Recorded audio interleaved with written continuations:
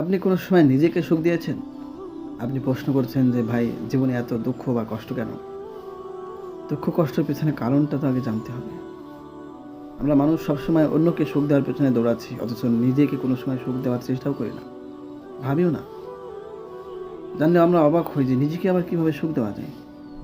কোনো মানুষ যদি নিজেকে সুখ না দিতে পারে, অন্যকে কোনো সময় সুখ দিতে পারবে না। নিজের ভিতরে যদি সুখ না থাকে, যখনই আপনি সুখ দিতে চাইবেন, সেটা আপনার স্ত্রী হোক, স্বামী হোক, বন্ধু হোক, বান্ধব হোক, আত্মীয়স্বজন হোক, পিতামাতা হোক, ছেলে হোক, যেই হোক না কেন, আপনার ভিতরে যদি সুখ না থাকে, আপনি সুখ দেওয়ার চেষ্টা করলেও আপনি সুখ দিতে পারবেন না, দুঃখ কষ্টই দিবেন। খেয়াল করে দেখেন যে আমরা যখনই পিতামাতাকে, সন্তানকে, স্ত্রী স্বামীকে, স্বামী স্ত্রীকে সুখ দেওয়ার চেষ্টা করে, শান্তি দেওয়ার চেষ্টা করে, কিন্তু দিতে গেলেই উল্টো দুঃখ নিয়ে বসে থাকে। তার নিজের ভিতরেই সুখ শান্তি নেই তো। নিজের ভিতরে যখনই আপনি সুখ শান্তি আনতে পারবেন, তখনই আপনি অন্যকে সুখ দিতে পারবেন। কেমন আজব দুনিয়ায় আমরা বসবাস করছি দেখেন। নিজের ভিতরে সুখ নাই, অথচ আমরা সকলকে সুখ দেওয়ার জন্য দৌড়াচ্ছি।